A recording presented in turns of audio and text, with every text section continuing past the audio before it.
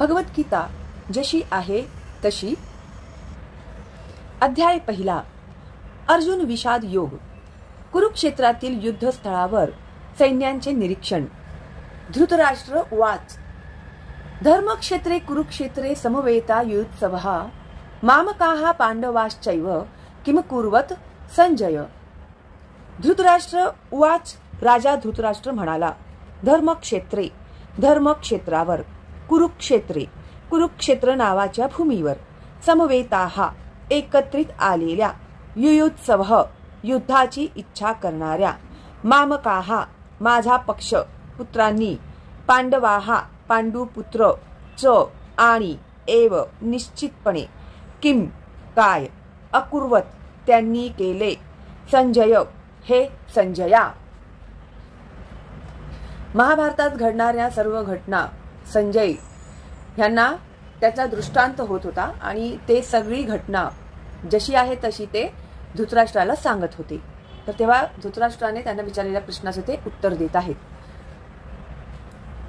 धृतराष्ट्र म्हणाला, हे संजया, कुरुक्षेत्र या पवित्र धर्मक्षेत्रावर एकत्रित आलेल्या युद्धाची इच्छा करणाऱ्या माझ्या आणि पांडूच्या पुत्रांनी काय केले. तात्पर्य. भगवद्गीता हे मोठ्या प्रमाणावर वाचले जाणारे आस्तिक्यवादी विज्ञान आहे व याचा सारांश गीता महात्म्यामध्ये दिला आहे. त्या ठिकाणी सांगण्यात आले आहे की मनुष्याने भगवान श्रीकृष्णांच्या भक्तांच्या मदतीने भगवद्गीतेचे अत्यंत काळजीपूर्वक अध्ययन केले पाहिजे आणि या प्रकारे वैयक्तिक हेतुपूर्वक अर्थ न लावता कृष्ण भक्ताकडून ती समजून घेतली पाहिजे. भगवद्गीता ही कोणत्या पद्धतीने जाणून घ्यावी याबद्दलचे स्पष्ट उदाहरण गीतेमध्येच आहे व ते म्हणजे अर्जुन होय. त्याने भगवद्गीता प्रत्यक्ष भगवंतांकडून श्रवण करून जाणून घेतली. एखादा वैयक्तिक हेतुरहित गुरु शिष्य परंपरेमधून ज्ञान जाणून घेण्या इतपत भाग्यवान असेल तर हे समग्र वैदिक ज्ञान तसेच जगातील इतर सर्व शास्त्रांमधील ज्ञान त्याला समजते. या ज्ञानाव्यतिरिक्त इतर शास्त्रांमध्ये न आढळणाऱ्या देखील सर्व गोष्टी तो भगवद्गीतेमध्ये पाहू शकेल. भगवद्गीतेचे हे एक दुर्मिळ वैशिष्ट्य आहे. हे ज्ञान साक्षात पुरुषोत्तम भगवान श्रीकृष्णांनी सांगितल्यामुळे परिपूर्ण असे आस्तिक्यवादी विज्ञान आहे. महाभारतात वर्णिलेली धृतराष्ट्र आणि संजय यांनी केलेली चर्चा ही या श्रेष्ठ तत्वज्ञानाचा मूलभूत आधार आहे. पुरातन वैदिक काळापासून पवित्र तीर्थस्थळ असणाऱ्या कुरुक्षेत्र या ठिकाणी गीतेमधील तत्वज्ञान सांगण्यात आल्याचे आपल्याला समजून येते. स्वतः भगवंतांनी ते जेव्हा या पृथ्वी तलावर होते तेव्हा मानव समाजाच्या मार्गदर्शनाकरिता हे ज्ञान सांगितले. येथे कर्मक्षेत्रे जेथे धार्मिक कार्य केली जातात असे ठिकाण हा शब्द अत्यंत महत्वपूर्ण आहे. कारण कुरुक्षेत्र युद्धभूमीवर पुरुषोत्तम श्री भगवान हे अर्जुनाच्या बाजूने उपस्थित होते. कुरूंचा पिता धृतराष्ट्र हा आपल्या पुत्रांच्या अंतिम विजयाबद्दल अत्यंत साशंक होता आणि त्यामुळेच त्याने आपला सचिव संजय याच्याकडे विचारणा केली की त्यांनी काय केले. पूर्ण निर्धारयुक्त युद्ध करण्याच्या तयारीनेच स्वतःचे आणि आपला धाकटा भाऊ पांडू याचे पुत्र कुरुक्षेत्र येथील रणभूमीवर एकत्र आले असल्याची त्याला पुरेपूर खात्री होती. तरी सुद्धा त्याची विचारणा महत्वपूर्ण आहे. भावाभावांमध्ये तडजोड व्हावी अशी त्याची इच्छा नव्हती आणि त्याला युद्धभूमीवरील आपल्या पुत्रांच्या विधिलिखिताबद्दल निश्चितपणे जाणून घ्यावयाचे होते. कुरुक्षेत्राचा वैदिक साहित्यामध्ये स्वर्गातील देवतांसाठी सुद्धा पूजनीय असे स्थान म्हणून उल्लेख करण्यात आला आहे आणि अशा पवित्र कुरुक्षेत्रावर युद्ध करण्याचे ठरविल्याने युद्धातील अंतिम निर्णयावर होणाऱ्या परिणामाने तर धृतराष्ट्र आणखी भयभीत झाला. याचा प्रभाव अर्जुन व इतर पांडुपुत्र हे स्वाभाविकतःच सद्गुणी असल्यामुळे त्यांना अनुकूल असाच होणार हे तो उत्तम रीतीने जाणून होता. संजय हा व्यासांचा शिष्य होता. तो जरी धृतराष्ट्राच्या कक्षामध्ये होता तरी व्यासांच्या कृपेने तो कुरुक्षेत्र येथील युद्धभूमी पाहू शकत होता. यासाठीच धृतराष्ट्राने युद्धभूमीवरील परिस्थितीबद्दल त्याच्याकडे विचारणा केली. पांडव आणि धृतराष्ट्राचे पुत्र हे दोघेही एकाच कुटुंबातील होते. पण या ठिकाणी धृतराष्ट्राचे अंतर्मन उघडे करून दाखविण्यात आले आहे. त्याने मुद्दाम आपल्या पुत्रांचा कुरु म्हणून उल्लेख केला आणि पांडुपुत्रांना कुळाच्या वारस हक्कातून वगळले. यावरून कोणीही धृतराष्ट्राचा आपल्या पुतण्यांशी म्हणजेच पांडुपुत्रांशी असणारा विशिष्ट संबंध सहजपणे जाणू शकतो. प्रारंभी केलेल्या चर्चेवरून हे निश्चित आहे की ज्याप्रमाणे भाताच्या शेतामधून अनावश्यक तृण काढून टाकले जाते, त्याप्रमाणे धर्मपिता भगवान श्रीकृष्णांच्या उपस्थितीत कुरुक्षेत्रावर तृणवत अशा धृतराष्ट्राच्या पुत्रांसहित इतर सर्वांचा समूळ नायनाट केला जाईल आणि युधिष्ठिर प्रमुख असलेल्या धार्मिक वृत्तीच्या लोकांची स्थापना स्वतः भगवंत करतील. धर्मक्षेत्रे व कुरुक्षेत्रे या शब्दांच्या ऐतिहासिक आणि वैदिक महत्वाबरोबर हेही विशेष महत्व आहे. संजय उवाच. दृष्ट्वा तु पांडवानिकं व्यूढं दुर्योधनस्तदा आचार्यमुपसंगम्य राजा वचनम ब्रवीत. संजय उवाच. संजय म्हणाला, दृष्ट्वा पाहून, तू पण, पांडव अनिकम पांडवांचे सैन्य, व्यूढम व्यूहरचना, दुर्योधन राजा दुर्योधन, तदा त्यावेळी, आचार्यम शिक्षक गुरु, उपसंगम्य जवळ जाऊन, राजा वचनम शब्द, अब्रवीत म्हणाला. संजय म्हणाला, हे राजन, पांडुपुत्रांनी केलेली सैनिकांची व्यूहरचना पाहून दुर्योधन आचार्यांकडे गेला आणि त्याने पुढील प्रमाणे बोलण्यास आरंभ केला. तात्पर्य. धृतराष्ट्र हा जन्मतःच आंधळा होता व दुर्दैवाने तो आध्यात्मिक दृष्ट्याही अंधच होता. त्याला नक्की माहित होते की आपली मुले ही आपल्याप्रमाणेच आध्यात्मिक ज्ञानाच्या बाबतीत अंध आहेत आणि जन्मापासून पुण्यवान असणाऱ्या पांडवांबरोबर आपल्या मुलांचा कधीच सलोखा होणार नाही अशी त्याची खात्री होती. तरी सुद्धा तीर्थस्थळाच्या प्रभावाबद्दल त्याला शंका होती. धृतराष्ट्राने युद्धभूमीवरील परिस्थितीबद्दल केलेली हेतुपूर्वक विचारणा संजय जाणू शकत होता. म्हणून विषण्ण उद्विग्न झालेल्या राजाला त्याला प्रोत्साहित करावयाचे होते आणि म्हणूनच त्याने राजाला खात्रीपूर्वक पटवून दिले की पवित्र धर्मक्षेत्राच्या प्रभावाखाली त्याचे पुत्र कोणत्याही प्रकारची तडजोड करणार नाहीत. यासाठीच संजयाने राजाला माहिती पुरवली की दुर्योधनाने पांडवांचे सैन्यबळ पाहिले आणि तत्काळ तो आपले सेनापती द्रोणाचार्य यांच्याकडे त्यांना वस्तुस्थितीची जाणीव करून देण्यासाठी गेला. या ठिकाणी जरी दुर्योधनाचा राजा म्हणून उल्लेख करण्यात आला असला तरी त्याला गंभीर परिस्थिती उद्भवल्यामुळे आपल्या सेनापतीकडे जावे लागले. यावरून तो राजकारणी होण्यास पात्र होता हे कळून येते. पण जेव्हा त्याने पांडव सैन्याची व्यूहरचना पाहिली तेव्हा जरी त्याने बाह्यात्कारी मुत्सद्देगिरीचे प्रदर्शन केले तरी तो आपल्या मनातील भीती लपवू शकला नाही. पश्येतां पांडुपुत्राणामाचार्य महतीं चमूं व्यूढां द्रुपदपुत्रेण तव शिष्येण धीमता. पश्य पहा, एताम ही पांडुपुत्राणाम पांडूच्या पुत्रांची, आचार्य हे आचार्य, महतीं विशाल, चमूम सैन्यदल, व्यूढाम व्यूहरचना, द्रुपदपुत्रेण द्रुपदपुत्राने, तव तुमचा, शिष्येण शिष्य, धीमता अत्यंत बुद्धिमान. हे आचार्य, तुमचा बुद्धिमान शिष्य द्रुपदपुत्र याने कौशल्याने रचलेली ही विशाल पांडव सेना पहा. तात्पर्य. मुत्सद्दी दुर्योधनाला आपले श्रेष्ठ ब्राह्मण सेनापती द्रोणाचार्य यांच्या चुका दाखवून द्यावयाच्या होत्या. द्रौपदीचे पिता द्रुपद यांच्याशी द्रोणाचार्याचे राजनैतिक कारणावरून भांडण झाले होते. या भांडणाचा परिणाम म्हणून द्रुपदाने एक मोठा यज्ञ केला ज्यामुळे त्याला द्रोणाचार्याचा वध करू शकेल अशा पुत्राची प्राप्ती झाली. द्रोणाचार्यांना याची पूर्ण जाणीव होती आणि तरी सुद्धा उदार ब्राह्मण या नात्याने त्यांनी आपल्याकडे लष्करी शिक्षण प्राप्त करण्यासाठी सोपविण्यात आलेल्या द्रुपदपुत्र धृष्टद्युम्नाला स्वतःकडील सर्व प्रकारच्या युद्धकला शिकवण्यात मुळीच कसर केली नाही. आता कुरुक्षेत्रावरील युद्धभूमीमध्ये धृष्टद्युम्नाने पांडवांची बाजू घेतली होती. त्याने द्रोणाचार्यांकडून प्राप्त झालेल्या युद्धकलेनुसारच पांडव सेनेची व्यूहरचना केली होती. द्रोणाचार्यांनी युद्ध करतेवेळी कोणत्याही प्रकारची तडजोड न करता दक्ष राहावे म्हणून दुर्योधनाने त्यांची ही चूक त्यांच्या लक्षात आणून दिली. यावरून त्याला हे देखील दाखवून द्यावयाचे होते की पांडव हे द्रोणाचार्यांचे प्रिय शिष्य असल्यामुळे त्यांच्या विरुद्ध युद्ध करताना त्यांनी कोणत्याही प्रकारचा सौम्यपणा दाखवू नये. विशेषतः अर्जुन हा त्यांचा बुद्धिमान आणि सर्वात प्रिय शिष्य होता. अशा प्रकारचा सौम्यपणा युद्धात पराभूत करण्यास कारणीभूत ठरू शकतो असा इशाराही दुर्योधनाने याद्वारे दिला. अत्र शूरा महेश्वासा भीमार्जुन समायुधी युयुधानो विराटश्च द्रुपदश्च महारथः. अत्र येथे शूरा शूरवीर महाइशू आसाहा महान धनुर्धर भीम अर्जुन भीम आणि अर्जुन समाहा बरोबरीचे युधी युद्धामध्ये युयुधानः विराटः विराट च सुद्धा द्रुपद च सुद्धा महारथः महान योद्धा. येथे या सैन्यामध्ये भीम आणि अर्जुन यांच्या बरोबरीचे शूर आणि महान धनुर्धर आहेत. तसेच युयुधान विराट आणि द्रुपद यांच्याप्रमाणे श्रेष्ठ योद्धे सुद्धा आहेत. तात्पर्य द्रोणाचार्यांच्या बलशाली आणि निपुण युद्धकलेसमोर दृष्टद्युम्न काही फारसा मोठा अडथळा नव्हता. तरी भय वाटण्यासारखे इतरही अनेक योद्धे होते.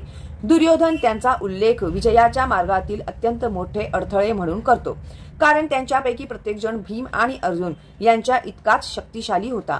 त्याला भीम आणि अर्जुन यांच्या शक्तीची पुरेपूर जाणीव होती, म्हणून इतरांची तुलना त्याने त्यांच्याशी केली. दृष्टकेतुश्चे कितानः काशी राजंच वीर्यवान पुरुजित कुंती भोजश्च शैबश्च नर पुंडवः. दृष्टकेतू नाव आहे. चेकितान काशीराज च सुद्धा वीर्यवान अत्यंत बलशाली पुरुजित कुंतीभोज च आणि शैब्य च आणि नरपुन्नवः मानव समाजातील श्रेष्ठ वीर. येथे श्रेष्ठ शूरवीर आणि बलशाली असे दृष्टकेतू, चेकितान, काशीराज, पुरुजित, कुंतीभोज आणि शैब्य यांच्यासारखे योद्धे आहेत.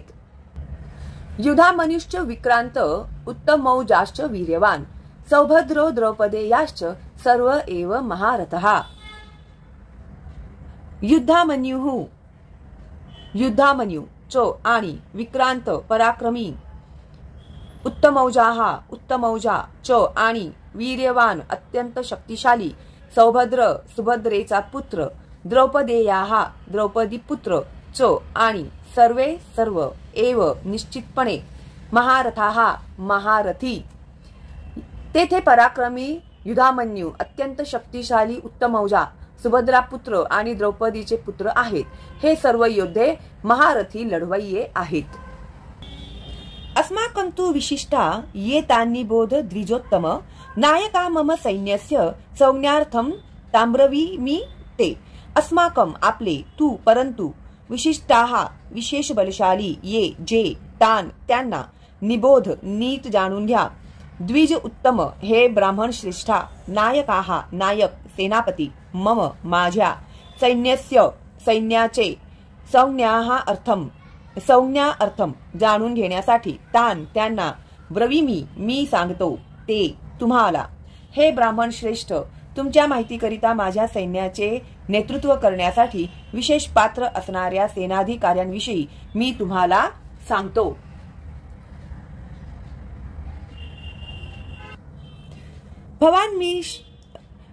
भवान भीष्मश्च कर्णश्च कृपश्च समितिंजियः अश्वत्थामा विकर्णश्च सौमदत्तिस्तथैवच. भवान आपण स्वतः भीष्मः पितामह भीष्म च आणि कर्ण च आणि कृपाचार्य च तथा समितिंजय नेहमी युद्धविजयी अश्वत्थामा विकर्ण च तथा सोमदत्ताचा पुत्र तथा सुद्धा एव नक्कीच च सुद्धा. येथे आपण स्वतः भीष्म कर्ण कृप अश्वत्थामा विकर्ण आणि भूरिश्रवा नावाचा सोमदत्त पुत्र असे युद्धात नेहमी विजयी ठरणारे योद्धे आहेत. तात्पर्य दुर्योधनाने असामान्य अशा योद्ध्यांचा उल्लेख केला आहे, कारण हे सर्व योद्धे अपराजित आहेत. विकर्ण हा दुर्योधनाचा भाऊ आहे अश्वत्थामा द्रोणाचार्यांचा पुत्र आहे आणि सोमदत्ती किंवा भूरिश्रवा हा बाहलिकांच्या राजाचा पुत्र आहे. कर्ण हा अर्जुनाचा भाऊ आहे, कारण पांडू राजाशी विवाह होण्यापूर्वीच तो कुंतीच्या पोटी जन्मला होता. कृपाचार्यांच्या जुळ्या बहिणीचा द्रोणाचार्यांशी विवाह झाला होता. अन्येच बहवः शूरा मदर्थे व्यक्तजीविताः नाना शस्त्र प्रहरणाः सर्वे युद्ध विशारदाः. अन्ये इतर सर्व च सुद्धा बहवः मोठ्या संख्येने शूराः शूरवीर मत अर्थे माझ्यासाठी व्यक्त त्यक्त जीविताः प्राण धोक्यात घालण्यास सज्ज आहेत. नाना अनेक शस्त्रे प्रहारणाः युक्त सुसज्जित सर्वे ते सर्व युद्ध विशारदाः युद्धकलेत निपुण असलेले माझ्यासाठी स्वतःच्या जीवाचा त्याग करण्यास सदैव तत्पर असलेले अनेक शूरवीर येथे आहेत. ते सर्व विविध प्रकारच्या शस्त्रास्त्रांनी सुसज्ज असून युद्धकलेत निपुण आहेत. तात्पर्य जयद्रथ, कृतवर्मा आणि शल्य यांसारख्या इतर योद्ध्यांविषयी सांगावयाचे झाल्यास ते सर्वजण दुर्योधनासाठी आपले जीवन देण्यास तयार आहेत. दुसऱ्या शब्दात सांगावयाचे तर ते सर्वजण पापी दुर्योधनाच्या पक्षाला मिळाल्याने कुरुक्षेत्राच्या युद्धभूमीवर या सर्वांचा मृत्यू अटळ आहे. वर सांगितलेल्या आपल्या मित्रांच्या एकत्रित सामर्थ्यावरून दुर्योधनाला मात्र आपल्या विजयाबद्दल पूर्ण खात्री होती. अपर्याप्तम तदस्माकं बलं भीष्माभिरक्षितम् पर्याप्तम त्विदमेतेषां बलं भीमाभिरक्षितम् अपर्याप्तम अपरिमित तत् ते अस्माकं आमचे बलम शक्ती बल भीष्म पितामह भीष्मांद्वारे अभिरक्षितम पूर्णपणे सुरक्षित पर्याप्तम सीमित परिमित तू परंतु इदम हे सर्व एशेताम पांडवांचे बलम शक्ती बल भीमाने अभिरक्षितम काळजीपूर्वक रक्षण केलेले आमची शक्ती अपरिमित आहे आणि पितामह भीष्म यांच्याद्वारे आपण पूर्णपणे सुरक्षित आहोत. परंतु भीमाने काळजीपूर्वक रक्षिलेली पांडवांची शक्ती ही मर्यादित आहे. तात्पर्य या ठिकाणी दुर्योधनाने तुलनात्मक शक्तीचा अंदाज व्यक्त केला आहे. सर्वांत अनुभवी सेनापती पितामह भीष्म यांनी सैन्याचे विशिष्टपणे रक्षण केल्यामुळे आपल्या सैन्याची शक्ती ही अपरिमित आहे असे त्याला वाटते. उलटपक्षी कमी अनुभवी असलेल्या सेनापतीने म्हणजेच भीमाने रक्षिलेले पांडव सैन्य हे सीमित आहेत. भीम हा भीष्मांच्या उपस्थितीत नगण्यच होता. दुर्योधन भीमाचा नेहमीच मत्सर करीत असे, कारण तो पूर्णपणे जाणून होता की जर त्याचा मृत्यू होणारच असेल तर तो भीमाकडून होईल. पण त्याचबरोबर अत्यंत श्रेष्ठ सेनापती भीष्म यांच्या उपस्थितीमुळे त्याला स्वतःच्या विजयाची खात्री होती. या युद्धात आपला विजय होईल या आपल्या निष्कर्षाचा त्याला विश्वास पटला होता. अयनेषु च सर्वेषु यथा भागवम स्थिताः भीष्ममेवाभिरक्षन्तु भवन्तः सर्व एव हि. अयनेषु व्यूह रचनेतील मोक्याच्या ठिकाणी च सुद्धा सर्वेषु सर्व ठिकाणी यथा भागम निरनिराळ्या नेमलेल्या जागी अवस्थिताः स्थित असलेले भीष्मम पितामह भीष्मांना एव निश्चित अभिरक्षन्तु सर्व प्रकारे सहाय्य करा. भवन्तः तुम्ही सर्वे सर्वांनी एव ही निश्चितच. आता तुम्ही सर्वांनी सैन्य व्यूह रचनेतील नेमक्या ठिकाणी उभे राहून पितामह भीष्मांना पूर्ण सहाय्य केले पाहिजे. तात्पर्य भीष्मांच्या पराक्रमाची स्तुती केल्यानंतर दुर्योधनाला वाटले की इतर योद्ध्यांना आपण कमी महत्त्व दिले आहे असे वाटू नये, म्हणून त्याने नेहमीच्या आपल्या मुत्सद्देगिरीला अनुसरून वरील शब्दांनी परिस्थितीशी जुळवून घेण्याचा प्रयत्न केला. त्याने ठामपणे सांगितले की भीष्मदेव हे निसंशय सर्वश्रेष्ठ योद्धे आहेत, पण ते वृद्ध असल्या कारणाने त्यांचे सर्व बाजूंनी रक्षण करण्याचा प्रत्येकाने विचार केला पाहिजे. कदाचित ते एकाच बाजूला युद्ध करण्यात गुंतले असतील आणि इतर बाजूने शत्रू या संधीचा फायदा उठवू शकेल, म्हणून इतर योद्ध्यांनी आपली मोक्याची ठिकाणे न सोडता शत्रूला व्यूहरचना भेदू न देणे हे महत्वाचे होते. कुरूंचा विजय हा भीष्मदेवांच्या उपस्थितीवरच अवलंबून आहे हे दुर्योधनाला स्पष्टपणे कळून आले. युद्धामध्ये भीष्मदेव आणि द्रोणाचार्य यांच्या पूर्ण पाठिंब्याची त्याला खात्री होती.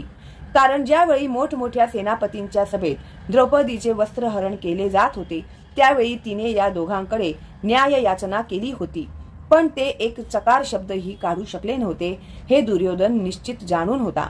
या दोघांच्या मनात पांडवांबद्दल जिव्हाळा असला तरी द्यूत क्रीडेप्रमाणेच आताही ते या जिव्हाळ्याचा त्याग करतील अशी त्याला आशा होती. तस्य संजय नहर्षम कुरुवृद्धः पितामह सिंहनादम विनद्योश्चैः शंखम दद्मौ प्रतापवान. तस्य त्याचा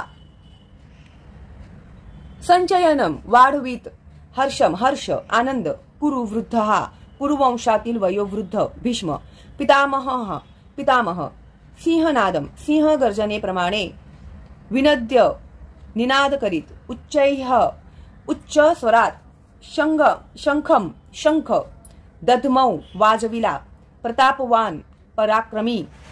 नंतर कुरुवंशातील वयोवृद्ध महापराक्रमी आणि सर्व योद्ध्यांमधील अग्रणी अशा भीष्मांनी मोठ्याने सिंह गर्जनेप्रमाणे आपला शंख वाजविला आणि त्यामुळे दुर्योधन आनंदित झाला. तात्पर्य कुरुवंशातील पितामह आपला पौत्र दुर्योधन याच्या अंतःकरणातील भाव समजू शकले आणि त्याच्याबद्दल असलेल्या स्वाभाविक प्रेमामुळे त्यांनी दुर्योधनाला उत्साहित करण्यासाठी मोठ्याने शंख वाजविला. हा आवाज त्यांच्या सिंहासारख्या असणाऱ्या स्थितीला अनुरूपच होता. शंखध्वनीच्या संकेताने त्यांनी आपला पौत्र दुर्योधन याला सूचित केले की त्याला युद्धात विजयी होण्याची शक्यताच नाही, कारण विरुद्ध बाजूला स्वतः परमपुरुष भगवान श्रीकृष्ण आहेत. तरी सुद्धा युद्ध करणे हे त्यांचे कर्तव्य होते आणि यामध्ये ते कोणतीही कसर सोडणार नव्हते. ततः शंखाश्च भैर्यश्च पणवान कगोमुखाः सहसैवाभ्य हन्यन्त सशब्दस्तु मूलो भवत. ततः त्यानंतर शंखाः शंख च सुद्धा भैर्यः मोठे नगारे भेरी च आणि पणव आनक लहान ढोल आणि तुतार्या गोमुखाः रणशिंग सहसा अचानकपणे एव खचितच अभ्यहन्यंत एकाच वेळी वाजू लागली. सह तो शब्द एकत्रित झालेला आवाज तुमुलाः भयंकर अभवत झाला. त्यानंतर ढोल भेरी नगारे तुतार्या आणि रणशिंगे एकदम वाजू लागली आणि त्यांचा एकत्रित आवाज अत्यंत भयंकर होता.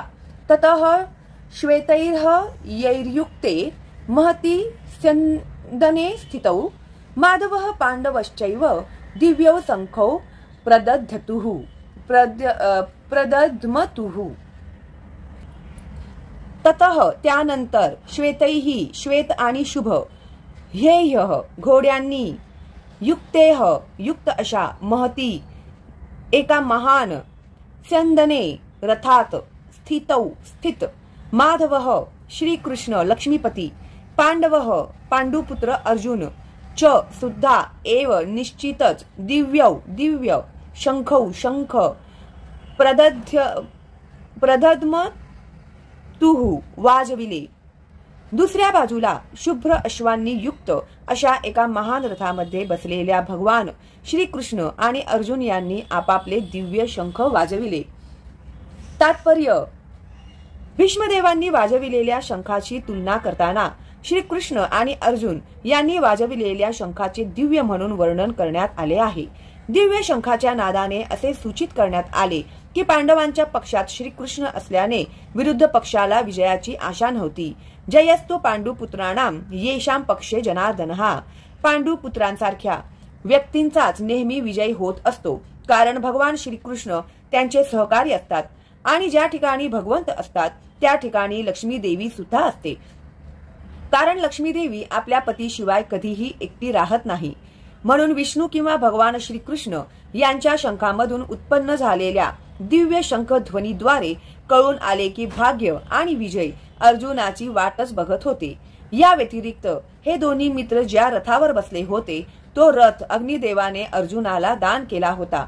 यावरून आपल्याला असे लक्षात येते की हा रथ त्रिलोकी कुठेही फिरविला तरी तो निश्चितपणे सर्वत्र विजय प्राप्ती करू शकतो. पांचजन्य वृषिकेशो देवदत्तम धनंजयः पौंड्रम दधमौ महाशंखम भीमकर्मा वृकोदरः. पांचजन्यम नावाचा शंख, ऋषिकम ईशः ऋषिकेश श्रीकृष्ण जे भक्तांच्या इंद्रियांना मार्गदर्शन करतात. देवदत्तम देवदत्त नावाचा शंख, धनंजयः धनंजय धनावर विजय प्राप्त करणारा अर्जुन. पौंड्र नावाचा शंख, दधमौ वाजविला. महाशंखम भीषण शंख, भीमकर्मा अतिदुष्कर कर्म करणारा. वृक उदरहा बेसुमार भक्षण करणारा भीम. भगवान श्रीकृष्णांनी आपला पांचजन्य नावाचा शंख वाजविला. अर्जुनाने त्याचा देवदत्त नामक शंख वाजविला आणि अतिदुष्कर कार्य करणाऱ्या वृकोदर भीमाने आपला पौंड्र नामक शंख वाजविला. तात्पर्य: भगवान श्रीकृष्ण यांचा या श्लोकामध्ये ऋषिकेश म्हणून उल्लेख करण्यात आला आहे, कारण ते समस्त इंद्रियांचे स्वामी आहेत. जीव त्यांचे अंश आहेत आणि म्हणून जीवांची इंद्रिये सुद्धा त्यांच्या इंद्रियांची अंशरूपे आहेत. निर्विशेषवादी जीवांना इंद्रिये का असतात हे समर्पकपणे सांगू शकत नसल्यामुळे ते जीवांना इंद्रिय रहित किंवा निराकार असे संबोधण्यास उत्सुक असतात. सर्वांच्या हृदयामध्ये स्थित असलेले भगवंत जीवांच्या इंद्रियांचे मार्गदर्शन करतात. जीवांनी शरण यावे म्हणून ते इंद्रियांचे मार्गदर्शन करतात, पण शुद्ध भक्तांच्या बाबतीत मात्र ते स्वतः त्यांचे इंद्रिय नियंत्रण करतात. या ठिकाणी कुरुक्षेत्रावरील युद्धभूमीमध्ये भगवंत प्रत्यक्षपणे अर्जुनाच्या दिव्य इंद्रियांचे नियंत्रण करतात, म्हणून त्यांना ऋषिकेश या विशिष्ट नावाने संबोधण्यात आले आहे. भगवंतांना त्यांच्या विविध कार्यांनुसार विविध नावे आहेत. उदाहरणार्थ, त्यांचे नाव मधुसूदन आहे, कारण त्यांनी मधु नामक दैत्याचा वध केला. त्यांचे नाव गोविंद आहे, कारण ते गायींना आणि इंद्रियांना आनंद देतात. त्यांचे नाव वासुदेव आहे, कारण ते वसुदेव पुत्र म्हणून अवतरित झाले. त्यांचे नाव देवकी नंदन आहे, कारण त्यांनी देवकीचा माता म्हणून स्वीकार केला. त्यांचे नाव यशोदा नंदन आहे, कारण त्यांनी वृंदावनामध्ये आपल्या बाल्यलीला यशोदा मातेबरोबर केल्या. त्यांचे नाव पार्थ सारथी आहे, कारण आपला मित्र अर्जुन यांचा सारथी म्हणून काम केले. तसेच कुरुक्षेत्रावरील युद्धभूमीमध्ये अर्जुनाला मार्गदर्शन केले म्हणून त्यांना ऋषिकेश नाव पडले. या श्लोकामध्ये अर्जुनाचा उल्लेख धनंजय म्हणून करण्यात आला आहे, कारण विविध प्रकारच्या यज्ञ यागांसाठी त्याच्या थोरल्या भावाला जेव्हा धनसंपत्तीची आवश्यकता होती तेव्हा त्याने धन एकत्रित केले. याप्रमाणे भीमाला वृकोदर म्हटले जाते, कारण ज्याप्रमाणे तो हिडिंबासुराच्या वधासारखी अतिशय कठीण कार्य करू शकत होता, त्याचप्रमाणे तो अन्नभक्षणही करीत असे. म्हणून पांडव पक्षातील आरंभी भगवंतांनी वाजविलेल्या आणि नंतर इतर व्यक्तींनी विविध प्रकारच्या शंखांद्वारे उत्पन्न केलेल्या शंखध्वनीमुळे सर्व सैनिक युद्धासाठी उत्सुक झाले. विरुद्ध पक्षामध्ये महत्त्वपूर्ण असे काहीच नव्हते. त्या ठिकाणी परम मार्गदर्शक भगवान श्रीकृष्ण नव्हते की लक्ष्मी देवीही नव्हती, म्हणून युद्धामध्ये त्यांची हार निश्चित होती आणि शंखध्वनींनी हाच संदेश घोषित केला. अनंत विजयम राजा कुंतीपुत्र युधिष्ठिरः नकुलः सहदेवश्च सुधोमणि पुष्पकौ काश्यश्च परमेश्वासः शिखंडीच महारथः दृष्टद्युम्नो विराटश्च सात्यकिश्चा पराजितः द्रुपदो द्रौपदेयाश्च सर्वशः पृथ्वीपते सौभद्रश्च महाबाहुः शंखान्दद्मुः पृथक पृथक. अनंत विजय नामक शंख, राजा कुंतीपुत्र कौंतेय, युधिष्ठिर, नकुल, सहदेव च आणि सुघोष मणिपुष्पकौ, सुघोष आणि मणिपुष्पक नामक शंख, काश्यः काशीचा राजा च आणि परम ईशू आसः श्रेष्ठ धनुर्धारी, शिखंडी च सुद्धा महारथः सहस्त्र सैनिकांनी एकटाच लढू शकणारा, धृष्टद्युम्नः धृष्टद्युम्न राजा द्रुपदाचा पुत्र, विराटः विराट या राजाने पांडवांना अज्ञातवासाच्या वेळी आश्रय दिला होता. च सुद्धा सात्यकी ही सात्यकी म्हणजेच भगवान श्रीकृष्णांचा सारथी युयुधान. च आणि अपराजितः ज्याच्यावर कोणीच विजय प्राप्त करू शकला नाही.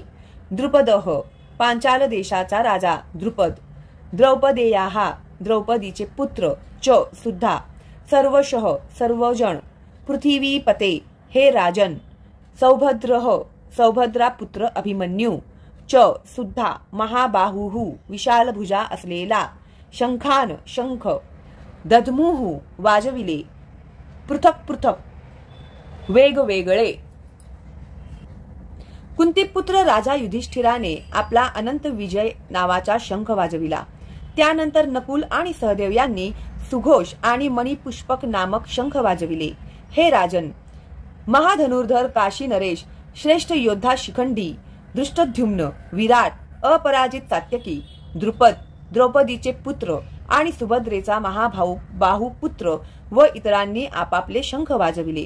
तात्पर्य: संजयाने मोठ्या चातुर्याने धृतराष्ट्राला सांगितले की पांडुपुत्रांना फसविणे आणि आपल्या स्वतःच्या पुत्रांना राज्याच्या सिंहासनावर बसविण्याचा प्रयत्न करण्याचे धोरण चुकीचे आहे व ते मुळीच स्तुत्य नाही. पूर्व लक्षणांवरून तर संपूर्ण कुरुवंश या महायुद्धामध्ये मारला जाईल हे स्पष्टपणे कळून आले आहे. पितामह भीष्मांपासून ते अभिमन्यू सारख्या नातवंडांपर्यंत तसेच जगातील इतर सर्व राज्यांचे राजे जे कोणी त्या ठिकाणी उपस्थित होते या सर्वांचा विनाश निश्चित होता. राजा धृतराष्ट्रामुळेच ही आपत्ती कोसळली होती, कारण त्याने आपल्या मुलांनी स्वीकारलेल्या धोरणाला उत्तेजन दिले होते. सघोषोधार्त राष्ट्राणां हृदयानि व्यदारयत. नभश्च पृथ्वीं चैव तुमुलोऽभ्यनुनाद्यन्. सह तो घोष ध्वनी धार्तराष्ट्राणां धृतराष्ट्राच्या पुत्रांनी हृदये व्यदारयत विदीर्ण केली. नभः आकाशाला. च सुद्धा पृथ्वीतल. च सुद्धा एव निश्चितच. तुमुलः निनाद. अभ्यनुनाद्यन् दुमदुमून गेला. हा विविध प्रकारचा शंख निनाद वाढतच गेला. या निनादाने आकाश व पृथ्वीतल दुमदुमून गेले आणि धृतराष्ट्र पुत्रांची हृदये विदीर्ण झाली. तात्पर्य: दुर्योधनाच्या पक्षातील भीष्म आणि इतरांनी जेव्हा शंखनाद केला तेव्हा पांडवांची हृदये मुळीच विदीर्ण झाली नाहीत. अशा प्रकारच्या घटनांचा उल्लेख आढळत नाही. परंतु या विशिष्ट श्लोकामध्ये पांडव पक्षाच्या बाजूने करण्यात आलेल्या शंखध्वनीमुळे धृतराष्ट्र पुत्रांची हृदये विदीर्ण झाली असे सांगितले आहे. याचे कारण म्हणजे पांडव आणि त्यांचा भगवान श्रीकृष्णावरील दृढ विश्वास होय. जो भगवंताचा आश्रय घेतो तो महाभयानक आपत्तीमध्येही भयभीत होत नाही. अथ व्यवस्थितान् दृष्टां धार्तराष्ट्रांक पीध्वजः प्रवृत्ते शस्त्र संपाते धनुरुद्यम्य पांडवः हृषिकेशं तदा वाक्य मिदमाह महीपते.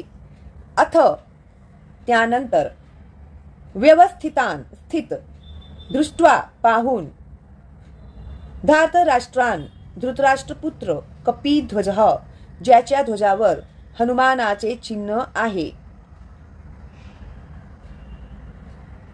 प्रवृत्ते युद्ध आरंभ होण्यापूर्वी, शस्त्र संपाते बाण चालविण्यापूर्वी, धनुष्य उद्यम्य उचलून, पांडवः पांडुपुत्र, ऋषिकेशम भगवान श्रीकृष्णांना, तदा त्यावेळी, वाक्यम शब्द, इदम हे, आह म्हणाला, महीपते हे राजन. हनुमानाचे चिन्ह असलेल्या ध्वजाच्या रथावर आरूढ असलेला पांडुपुत्र अर्जुन त्यावेळी धनुष्य हाती घेऊन बाण सोडण्यास सज्ज झाला. हे राजन, व्यूह रचनेतील धृतराष्ट्र पुत्रांकडे पाहून अर्जुन भगवान श्रीकृष्णांना पुढील प्रमाणे म्हणाला. तात्पर्य: युद्धाला आरंभ होण्यास थोडाच कालावधी होता. वरील कथनावरून समजून येते की युद्धभूमीवर प्रत्यक्ष भगवान श्रीकृष्णांद्वारे मार्गदर्शित पांडव सेनेची अनपेक्षित व्यूहरचना पाहून धृतराष्ट्रपुत्र किंचित निराश झाले होते. अर्जुनाच्या ध्वजावरील हनुमानाचे चिन्ह हे विजयाचे आणखी एक लक्षण आहे, कारण राम रावण युद्धामध्ये हनुमानाने प्रभू श्री रामचंद्रांना सहाय्य केले होते. आता राम आणि हनुमान दोघेही अर्जुनाला सहाय्य करण्यासाठी त्यांच्या रथावर आरूढ होते. भगवान श्रीकृष्ण म्हणजेच स्वतः श्री राम आहेत आणि ज्या ठिकाणी भगवान श्री राम आहेत त्या ठिकाणी त्यांचा नित्य सेवक म्हणून हनुमान आणि त्यांची नित्य सहचारिणी भाग्यलक्ष्मी श्रीमती सीतादेवी उपस्थित असतात. म्हणून कोणत्याही शत्रूकडून अर्जुनाला भयभीत होण्याचे कारणच नव्हते. आणि सर्वात मुख्य गोष्ट म्हणजे इंद्रियांचे स्वामी स्वतः भगवान श्रीकृष्ण त्याला मार्गदर्शन करण्यासाठी उपस्थित होते. याप्रमाणे अर्जुनाला युद्ध करण्यासाठी हितकारक मार्गदर्शन प्राप्त होते आणि भगवंतांनी निर्माण केलेल्या अशा आशादायक परिस्थितीमुळे युद्धामध्ये निश्चितपणे विजयी होण्याची खात्री होती. अर्जुन उवाच सेनयोरुभयो मध्ये रथम स्थापय मेच्युत यावदेतान्निरीक्षेऽहं योद्धु कामान वस्थितान् कैर्मया सह योद्धव्यम स्मिन्नमुद्यमे. अर्जुन उवाच अर्जुन म्हणाला, सेनयोः सैन्यांच्या उभयोः दोन्ही मध्यभागी रथ स्थापय कृपया उभा कर, मे माझा अच्युत हे अच्युत कधीच पतन न होणारा, यावत जोपर्यंत एतान हे सर्व निरीक्षे पाहू शकेन, अहम मी योद्धू कामान युद्ध करण्याच्या इच्छेने प्रेरित झालेल्या अव्यवस्थितान युद्धभूमीवर रचलेल्या कैही कोणाबरोबर मला सह बरोबर योद्धव्यम युद्ध करावयाचे आहे, अस्मिन या रण संघर्ष युद्ध समुद्यमे प्रयत्नात खटपटीत. अर्जुन म्हणाला, हे अच्युत कृपया माझा रथ दोन्ही सैन्यांच्या मध्ये घेऊन चल, म्हणजे येथे युद्ध करण्याच्या इच्छेने प्रेरित झालेल्या आणि ज्यांच्याबरोबर मला या भयंकर शस्त्रास्त्र स्पर्धेमध्ये संघर्ष करावयाचा आहे त्या सर्व उपस्थितांना मी पाहू शकेन. तात्पर्य, श्रीकृष्ण जरी पुरुषोत्तम श्री भगवान असले तरी त्यांच्या अहेतुकी कृपेमुळे ते आपल्या मित्राची सेवा करीत होते. ते आपल्या भक्तावरील प्रेमात कधीही चुकत नाहीत, म्हणून त्यांना या ठिकाणी अच्युत असे संबोधण्यात आले आहे. सारथी या नात्याने त्यांना अर्जुनाच्या आदेशांचे पालन करावे लागत असे आणि हे करण्यात त्यांनी कधीच संकोच केला नाही. यासाठीच त्यांना अच्युत म्हणून संबोधण्यात आले आहे.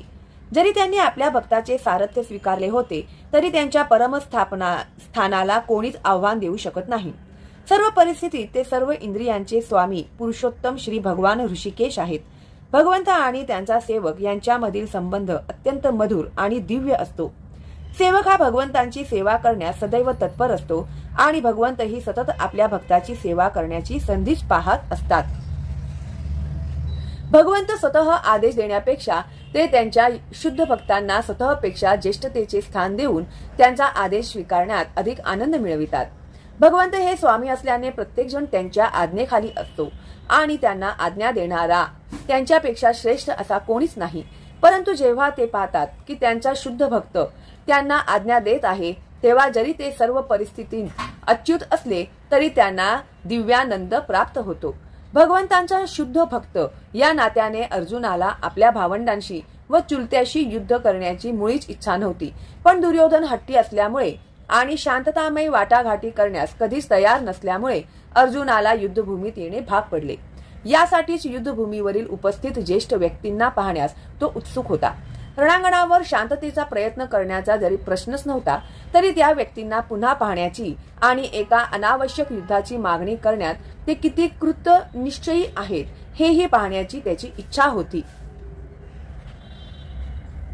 योत्स्यमानान् वेक्षेहं ये एतेत्र समागताः धातराष्ट्रस्य दुर्बुद्धे युद्धे प्रिय चिकीर्षवः.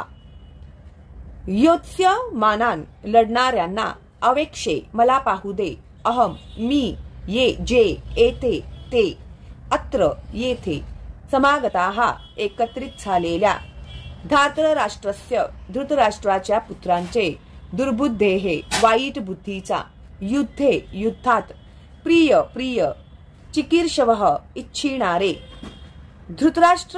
धृतराष्ट्राच्या दुर्बुद्ध पुत्राला खुश करण्याच्या इच्छेने येथे लढण्यास आलेल्यांना मला पाहू दे. तात्पर्य: दुर्योधन आपला पिता धृतराष्ट्र याच्या सहकार्याने दुष्ट बेत आखून पांडवांचे राज्य बळकाविणार होता हे उघड गुपित होते. दुर्योधनाच्या बाजूला मिळालेले सर्वजण हे एकाच माळेतील मणी असले पाहिजेत. असे लोक कोण आहेत जे जाणून घेण्यासाठी आणि युद्धाला आरंभ होण्यापूर्वी त्यांना पाहण्याची अर्जुनाला इच्छा होती, पण शांततेच्या वाटाघाटींची बोलणी करण्याचा त्यांचा मुळीच उद्देश नव्हता. शिवाय ही गोष्ट सत्य होती की त्याच्या निकट भगवान श्रीकृष्ण विराजमान होते, यामुळे अर्जुनाला विजयाची पूर्ण खात्री होती. तरी आपल्याला ज्यांच्याशी सामना करावयाचा आहे त्यांच्या बळाचा अंदाज घेण्याकरिता त्यांना पाहण्याची त्याला इच्छा होती. एवमुक्त वृषिकेशो गुडाकेशेन भारत सेनयोरुभयोर्मध्ये स्थापयित्वा रथोत्तमम्. संजय उवाच. संजय म्हणाला, एवं याप्रमाणे उक्तः म्हटल्यावर ऋषिकेशः भगवान श्रीकृष्ण गुडाकेशेन अर्जुनाने भारत हे भरतवंशजा सेनयोः सैन्याच्या उभयोः दोन्ही मध्यभागी स्थापयित्वा उभा करून रथ उत्तमम सर्वोत्तम रथ. संजय म्हणाला, हे भरतवंशजा, या प्रकारे अर्जुनाने म्हटल्यावर भगवान श्रीकृष्णांनी दोन्ही सैन्यांच्या मध्यभागी तो सर्वोत्तम रथ उभा केला आहे. तात्पर्य: या श्लोकात अर्जुनाला गुडाकेश म्हणून संबोधण्यात आले आहे. गुडाका म्हणजे निद्रा, आणि जो निद्रेवर विजय प्राप्त करतो त्याला गुडाकेश म्हटले जाते. निद्रा याचा अर्थ अज्ञान असाही होतो. अर्जुनाने श्रीकृष्णांशी असलेल्या त्याच्या सख्यत्वामुळे निद्रा आणि अज्ञान दोन्हीवरही विजय प्राप्त केला होता. श्रीकृष्णांचा शुद्ध भक्त असल्यामुळे तो श्रीकृष्णांना क्षणभरही विसरू शकत नव्हता, कारण भक्तांचा हाच खरा स्वभाव असतो. निद्रिस्त अथवा जागृत अवस्थेमध्ये भगवत भक्त हा भगवान श्रीकृष्ण त्यांचे नाम, रूप, गुण आणि लीला यांचे चिंतन करण्यापासून दूर राहूच शकत नाही. अशा रीतीने श्रीकृष्णांचे सतत स्मरण करून कृष्ण भक्त हा अज्ञान आणि निद्रा यावर विजय प्राप्त करू शकतो. यालाच कृष्ण भावना किंवा समाधी असे म्हणतात. ऋषिकेश किंवा प्रत्येक जीवाचे मन आणि इंद्रिय यांचे मार्गदर्शक या नात्याने दोन्ही सैन्यांच्या मधोमध रथ उभा करण्याचा अर्जुनाचा उद्देश ते जाणू शकले. पुढे ते अर्जुनाला म्हणाले, भीष्मद्रोण प्रमुखतः सर्वेषांच महिक्षिताम्. उवाच पार्थ पश्यैतांस मवेशांकुरुनीति. भीष्म पितामह भीष्म, द्रोण द्रोणाचार्य, प्रमुखतः च्या समोर, सर्वेषां सर्व च सुद्धा, महिक्षिताम जगातील राजे. उवाच म्हणाले, पार्थ हे पार्थ, पश्य पहा, एतान या सर्वांना, समवेतान एकत्रित, कुरुन कुरुवंशातील सदस्य, इति याप्रमाणे. भीष्म, द्रोण आणि जगातील इतर सर्व राजांच्या उपस्थितीत भगवान म्हणाले, हे पार्थ, येथे जमलेल्या सर्व कुरुवंशीयांना आता पहा. तात्पर्य: हे सर्व जीवांचे परमात्मा स्वरूप असल्याने भगवान श्रीकृष्ण अर्जुनाच्या मनात काय चालले होते ते जाणू शकले. या संदर्भात ऋषिकेश या शब्द प्रयोगावरून कळून येते की त्यांना सर्व काही ज्ञात होते, आणि अर्जुनाच्या संदर्भात पार्थ किंवा कुंती पुत्र अथवा पृथेचा पुत्र हा शब्द सुद्धा तितकाच महत्वपूर्ण आहे. मित्र या नात्याने श्रीकृष्णांना अर्जुनाला सांगावयाचे होते की अर्जुन हा त्यांच्या आत्तेचा म्हणजेच पृथेचा पुत्र असल्यामुळे त्यांनी अर्जुनाचा सारथी होण्याचे मान्य केले आहे. अर्जुनाला आता उपस्थित कुरुवंशीयांकडे पहा असे सांगण्यामागे श्रीकृष्णांचा काय उद्देश होता? अर्जुनाला तेथेच थांबून युद्ध करावयाचे नव्हते का? श्रीकृष्णांनी आपली आत्या पृथा हिच्या पुत्रांकडून अशी अपेक्षा कधीच केली नव्हती. मित्र सुलभ विनोद करून अशा प्रकारे श्रीकृष्णांनी अर्जुनाचे मन पूर्वीच ओळखले होते. स्थिता तान्पार्थः पितृनथ पितामहान् आचार्यांता तुलान् भ्रातॄन्पुत्रान् पौत्रान् सखीन् तथा श्वशुरांसु हृदश्चैव सेनयोरुभयोरपि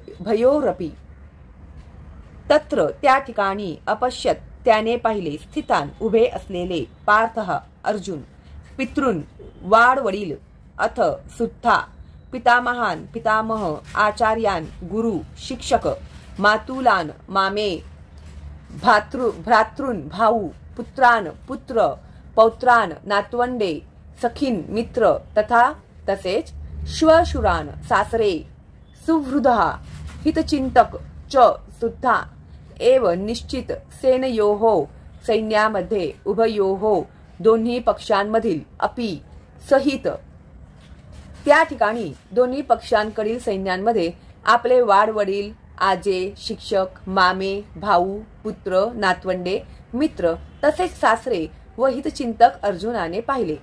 तात्पर्य अर्जुनाने रणांगणावर आपले सर्व नातेवाईक पाहिले. त्याने भूरिश्रवासारख्या आपल्या वडिलांच्या समवयस्क व्यक्तींना पितामह भीष्म आणि सोमदत्त द्रोणाचार्य आणि कृपाचार्य यांच्यासारखे गुरु शल्य आणि शकुनी यांच्यासारखे मामा दुर्योधनासारखे भाऊ लक्ष्मणासारखे पुत्र अश्वत्थामासारखे मित्र कृतवर्मासारखे हितचिंतक इत्यादी सर्व व्यक्तींना पाहिले. त्याने सैन्यात उपस्थित असलेल्या आपल्या मित्रांनाही पाहिले. तान्समीक्ष्य स कौन्तेयः सर्वान् बन्धू नवस्थितान् कृपया वरयाविष्टो विषीदन्निदमब्रवीत्. तान त्या सर्वांना समीक्ष्य पाहून सह तो कौन्तेयः कुंतीपुत्र अर्जुन सर्व प्रकारच्या बंधून नातेवाईकांना अवस्थितान उभे असलेल्या कृपया करुणेने परया अत्यंत आविष्ट व्याकुळ झालेल्या विषीदन शोकाकुल झाला असताना इदम याप्रमाणे अब्रवीत म्हणाला. जेव्हा कुंतीपुत्र अर्जुनाने सर्व प्रकारच्या मित्रांना आणि नातेवाईकांना पाहिले तेव्हा तो करुणेने व्याकुळ झाला आणि याप्रमाणे म्हणाला. अर्जुन उवाच दृष्टैमं स्वजनं कृष्ण युयुत्सुं समुपस्थितं सिदन्ति मम गात्राणि मुखं च परिशुष्यति. अर्जुन उवाच अर्जुन म्हणाला. दृष्ट्वा पाहून इमम या सर्व स्वजनम नातेवाईक सगळे सोयरे कृष्ण हे कृष्ण युयुत्सुम युद्धोत्सुक असलेल्या सर्वांना समुपस्थितम उपस्थित सिरंती कंप सुटतो मम माझ्या गात्राणी शरीराच्या अवयवांना मुखम मुख च सुद्धा परिशुष्यती कोरडे पडत आहे. अर्जुन म्हणाला. हे कृष्ण या प्रकारे युद्ध करण्याच्या इच्छेने प्रेरित झालेल्या माझ्या नातेवाईकांना आणि मित्रांना पाहून माझ्या शरीराच्या सर्व अवयवांना कंप सुटला आहे आणि माझे मुख कोरडे पडले आहे. तात्पर्य भगवंतावर ज्या व्यक्तीची प्रामाणिक भक्ती आहे त्या व्यक्तीकडे देव देवता आणि सत्पुरुषांच्या ठिकाणी आढळणारे सर्व सद्गुण आढळतात. पण जो अभक्त आहे तो भौतिकदृष्ट्या शिक्षण आणि सुसंस्कृती याद्वारे कितीही प्रगत असला तरी त्याच्याकडे दैवी सद्गुणांचा अभावच असतो.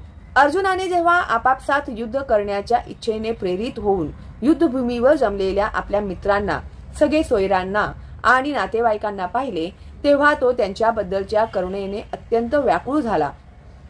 आपल्या सैनिकांबद्दल तर त्याला पूर्वीपासूनच सहानुभूती वाटत होती आणि आता विरुद्ध पक्षाकडील सैनिकांचा अटळ मृत्यू पाहून त्याला त्यांच्याबद्दल ही करुणा वाटली.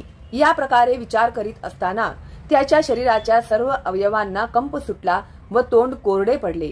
त्यांची युद्ध करण्याची उत्सुकता पाहून तो काहीसा आश्चर्यचकित झाला होता. वस्तुतः संपूर्ण कुटुंब अर्जुनाचे रक्ताचे नातेवाईकही त्याच्याशी लढण्यासाठी जमले होते. जरी या ठिकाणी उल्लेख केला नसला तरी एखादा सहज कल्पनेने समजू शकेल की फक्त अर्जुनाच्या शरीराच्या अवयवांना कंप सुटत होता आणि मुख कोरडे पडत होते. एवढेच नव्हे तर तो करुणेने अश्रू सुद्धा ढाळत होता. ही लक्षणे अर्जुनाच्या दुर्बलतेमुळे नव्हती तर भगवंतांच्या शुद्ध भक्ताच्या ठिकाणी आढळणाऱ्या सहृदयतेमुळे होती. म्हणून म्हटले आहे की यस्यास्ति भक्ती भगवत्य किंचिता सर्वैर्गुणै तत्र समासते सुराहा हराव भक्तस्य कुतो महद्गुणा मनोरथे नासती धावतो बहिही. ज्या पुरुषोत्तम श्री भगवान यांच्याविषयी दृढ भक्ती आहे त्याच्याकडे देवतांमध्ये आढळणारे सर्व सद्गुण असतात. पण जो भगवत भक्त नाही त्याच्याकडे काहीच किंमत नसलेली केवळ भौतिक पात्रता असते. याचे कारण म्हणजे मानसिक स्तरावरच अडकून पडल्यामुळे तो मोहमयी भौतिक शक्तीकडे निश्चितपणे आकर्षिला जातो. श्री महाभागवत 5:18-12. वेपथुश्च शरीरे मे रोमहर्षश्च जायते गांडीवं स्रंसते हस्तात्वचैव परिदह्यते. ते इमे वस्थिता युद्धे प्राणान् त्यक्त्वा धनानि च आचार्याः पितरः पुत्रास्तथैव च पितामहाः मातुलाः श्वशुराः पौत्राः श्यालाः सम्बन्धिनस्तथा एतान् हन्तुमिच्छामि घ्नतोऽपि मधुसूदन. अपि त्रैलोक्य राज्यस्य हेतोः किं नु मही कृते निहत्य धातराष्ट्रान्नः का प्रीतिः स्याज्जनार्दन. किं काय लाभ नह आम्हाला राज्येन राज्यापासून गोविंद हे कृष्ण. किं काय भोगैही उपभोग घेऊन जीवितेन जगून वा तसेच येशाम ज्यांच्या अर्थे साठी कांगितम इच्छिलेले नह आमच्यामुळे राज्यम राज्य भोगाः ऐहिक किंवा सांसारिक भोग सुखानी सर्व सुखे च सुद्धा ते सारे इमे हे अवस्थिताः उभे असलेले स्थित युद्धे या युद्धभूमीत प्राण त्यक्त्वा सोडून त्यागून धनानी धनाची ऐश्वर्याची च सुद्धा आचार्याः गुरुजन पितरः पितृगण पुत्राः पुत्र तथा तसेच एव खचितच च सुद्धा पितामहाः पितामह मातुलाः मामा श्वशुराः सासरे पौत्राः नातवंडे श्यालाः मेहुणे संबंधिनः नातलग तथा तसेच एतान हे सर्व न कधीच नाही हेंतुम ठार मारण्याची इच्छा मी इच्छा करतो घ्नतः मी मारला गेलो अपि तरी मधुसूदन हे मधुसूदन मधुदैत्याचा वध करणारे अपि जरी त्रैलोक्य तिन्ही लोकांचे राज्याच्या हेतोहो च्या बदल्यात किन्नू केवळ काय बोलावयाचे महीकृते पृथ्वीच्या निहत्य ठार करून धृतराष्ट्र पुत्रांना नह आम्हाला काय प्रीतीही आनंद स्यात होणार आहे. जनार्दन हे जनार्दन सर्व जीवांचे पालन करता. हे गोविंद ज्यांच्यासाठी आम्ही राज्याची सुखाची व जीविताची देखील इच्छा करावी तेच जर आता या रणांगणावर युद्धाकरिता सज्ज झाले आहेत तर मग आम्हाला त्या सर्वांचा काय लाभ आहे. हे मधुसूदन जेव्हा गुरुजन वडील पुत्र आजे मामे सासरे नातवंडे मेहुणे आणि इतर नातलग आपल्या जीवनाचा व संपत्तीचा त्याग करण्यास तयार आहेत आणि माझ्या समोर उभे आहेत तेव्हा जरी त्यांनी मला मारले तरी मी त्यांना मारण्याची इच्छा कशासाठी करावी. हे जनार्दन पृथ्वीच काय तर तिन्ही लोकांच्या राज्याच्या बदल्यातही मी त्यांच्याशी लढण्यास तयार नाही. धृतराष्ट्र पुत्राच्या पुत्रांना मारून आम्ही कोणता आनंद मिळवणार. तात्पर्य अर्जुनाने भगवान श्रीकृष्णांना गोविंद म्हणून संबोधले आहे कारण श्रीकृष्ण हे इंद्रियांच्या आणि गायींच्या आनंद प्राप्तीचे केंद्रस्थान आहेत.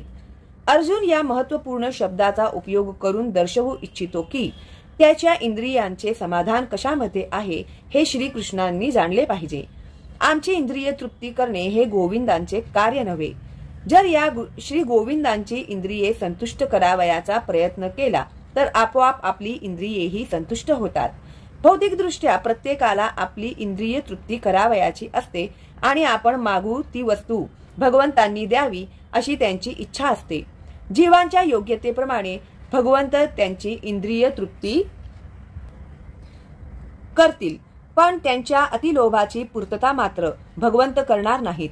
याच्या उलट मार्गाने मनुष्य जेव्हा जातो, म्हणजे जेव्हा एखादा स्वतःच्या इंद्रिय तृप्तीची अजिबात इच्छा न करता श्री गोविंदाच्या इंद्रियांची तृप्ती करण्याचा प्रयत्न करतो, तेव्हा श्री गोविंदाच्या कृपेने जीवाच्या सर्व इच्छांची पूर्तता होते. आपल्या कुटुंबातील व्यक्तीविषयीचे अर्जुनाचे प्रगाढ प्रेम या ठिकाणी अंशतः दिसून येते, कारण त्याला त्यांच्याबद्दल स्वाभाविक करुणा होती आणि यासाठीच तो युद्ध करण्यास तयार नव्हता. प्रत्येकाला स्वतःचे ऐश्वर्य आपल्या मित्रांना आणि नातेवाईकांना दाखवायची इच्छा असते, परंतु अर्जुनाला भीती वाटते की त्याचे सर्व नातलग आणि मित्र रणांगणावर मारले जातील आणि विजयानंतर प्राप्त होणाऱ्या वैभवामध्ये तो कोणालाच सहभागी करू शकणार नाही. भौतिक जीवनाबद्दलचे हे एक नमुनेदार उदाहरण आहे. आध्यात्मिक किंवा दिव्य जीवन हे अगदी भिन्न असते. एखाद्या भक्ताला भगवंताची इच्छापूर्ती करावयाची असल्याने तो भगवंताच्या सेवेसाठी सर्व प्रकारचे ऐश्वर्य स्वीकारू शकतो आणि जर भगवंतांची इच्छा नसेल तर मात्र तो कवडीचाही स्वीकार करणार नाही. अर्जुनाला त्याच्या नातलगांना मारावयाचे नव्हते आणि खरोखरच जर त्यांना मारणे आवश्यक असेल तर श्रीकृष्णांनी स्वतः त्यांना मारावे अशी त्याची इच्छा होती. या क्षणी अर्जुनाला माहित नव्हते की रणांगणावर येण्यापूर्वीच श्रीकृष्णांनी त्यांना मारले होते आणि त्याला फक्त श्रीकृष्णांच्या हातातील साधन बनावयाचे होते. त्याला फक्त निमित्त मात्र व्हावयाचे होते. या वस्तुस्थितीचा उलगडा पुढील अध्यायांमध्ये करण्यात आला आहे. भगवंतांचा स्वाभाविक भक्त असल्याने अर्जुनाला त्याच्या दुष्ट चुलत्यांचा आणि बांधवांचा सूड घेणे आवडले नाही, पण त्या सर्वांची हत्या करणे ही भगवंतांची योजना होती. भगवत भक्त या दुष्टांचा सूड घेऊ इच्छित नाही, पण दुष्टांनी केलेला भक्तांचा अपराध भगवंत कधीच सहन करीत नाहीत. स्वतःच्या अपराधांबद्दल भगवंत एखाद्या व्यक्तीला क्षमा करू शकतात, पण भक्तांना दुखविणाऱ्या कोणत्याही व्यक्तीला भगवंत क्षमा करीत नाहीत. म्हणून दुष्टांना क्षमा करावयाची इच्छा अर्जुनाला असली तरीही त्यांचा वध करण्यासाठी भगवंत दृढ निश्चयी होते. पापमेवाश्रयेदस्मान् न त्वयि ताना ततायिनः तस्मान्नार्हा वयं हन्तुं धार्तराष्ट्रांस बांधवान् स्वजनं हि कथं हत्वा सुखिनः स्याम माधव. पापम पाप एव खचित आश्रयेत भागी होणार अस्मात आम्हाला हत्वा वध करून एतान या सर्वांना आततायी आक्रमक तस्मात म्हणून न नाही अर्हाहा योग्य वयम आम्ही हंतुम मारण्याला धार्तराष्ट्रान धृतराष्ट्रपुत्र सबांधवान मित्रांसहित स्वजनम नातलग ही खचित कथम कसे हत्वा हत्या करून सुखीनः सुखी आनंदी श्याम आम्ही होऊ माधव हे माधव लक्ष्मीपती कृष्ण. या आतताई आक्रमकांना आम्ही जर ठार मारले तर आम्हाला पापच लागणार आहे. म्हणून धृतराष्ट्रपुत्रांना आणि आपल्या मित्रांना मारणे आपल्यासाठी योग्य नाही. यापासून आम्हाला काय लाभ होणार आहे. हे माधव, आपल्याच नातलगांची हत्या करून आम्ही कसे सुखी होऊ. तात्पर्य, वैदिक मताप्रमाणे 6 प्रकारचे आतताई असतात. 1. जो विष देतो. 2. जो घराला आग लावतो. 3. जो घातक किंवा तीक्ष्ण शस्त्रांनिशी हल्ला करतो. 4. जो संपत्ती लुटतो. 5. जो दुसऱ्यांची जमीन बळकावतो. आणि 6. जो परपत्नीचे अपहरण करतो. अशा आतताईंचा वध केल्याने कोणत्याही प्रकारचे पाप लागत नाही. अशा आतताईंना मारणे हे सामान्य मनुष्याला शोभेल असेच आहे. पण अर्जुन हा असामान्य मनुष्य नव्हता. स्वभावतःच तो साधू वृत्तीचा होता आणि त्यांच्याशी तो साधू वृत्तीला अनुसरूनच वागू इच्छित होता. पण अशा प्रकारची साधू वृत्ती क्षत्रियांसाठी योग्य नसते. जरी राज्य कारभारातील व्यक्तीने साधुवत असणे आवश्यक असले तरी त्याने भ्याड मात्र असू नये. उदाहरणार्थ, भगवान श्रीराम हे इतक्या साधू वृत्तीचे होते की आजही लोक रामराज्यात राहण्यास अतिशय उत्सुक आहेत.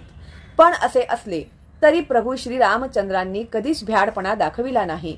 श्रीरामांच्या पत्नीचे सीतेचे अपहरण करणारा रावण आततायी होता, पण श्रीरामांनी त्याला असा काही धडा शिकविला की त्याची तुलना जगाच्या इतिहासामध्ये कोणाशीही करता येणार नाही. अर्जुनाच्या बाबतीत मात्र त्याच्या विरुद्ध जे आक्रमक आततायी होते ते विशिष्ट प्रकारचे होते, आणि ते म्हणजे त्याचे स्वतःचे पितामह, गुरुजन, मित्रगण, पुत्र, नातू इत्यादी. त्यांच्यामुळेच अर्जुनाला वाटले की सामान्य आतताईंविरुद्ध ज्या कडक उपाययोजना केल्या पाहिजेत त्या यांच्या विरुद्ध आपण योजू नये. याशिवाय साधू व्यक्तीने क्षमा करावी असे सांगितले जाते. साधू व्यक्तींसाठी जसे आदेश हे राजकीय आणीबाणीपेक्षाही महत्त्वपूर्ण असतात. अर्जुनाने विचार केला की राजकीय कारणांसाठी स्वजनांची हत्या करण्यापेक्षा साधुवृत्ती आणि धर्माच्या आधारावर त्यांना क्षमा करणे हेच योग्य आहे. म्हणून केवळ तात्पुरत्या शारीरिक सुखासाठी अशा प्रकारे हत्या करणे हे चांगले नाही असे त्याला वाटले. सरतेशेवटी राज्य आणि त्यापासून प्राप्त होणारे सुख हे नित्य नाही, म्हणून स्वजनांची हत्या करून त्याने स्वतःची शाश्वत मुक्ती आणि स्वतःचे जीवन धोक्यात का घालावे. या संबंधात अर्जुनाने श्रीकृष्णांना माधव असे संबोधणे ही महत्त्वपूर्ण आहे. श्रीकृष्ण हे लक्ष्मीचे किंवा भाग्यदेवतेचे पती असल्यामुळे अर्जुनाला त्यांना हे दर्शवायचे होते की त्यांनी ज्यामुळे त्याच्यावर दुर्भाग्य कोसळले अशी गोष्ट करण्यास त्याला प्रेरित करू नये.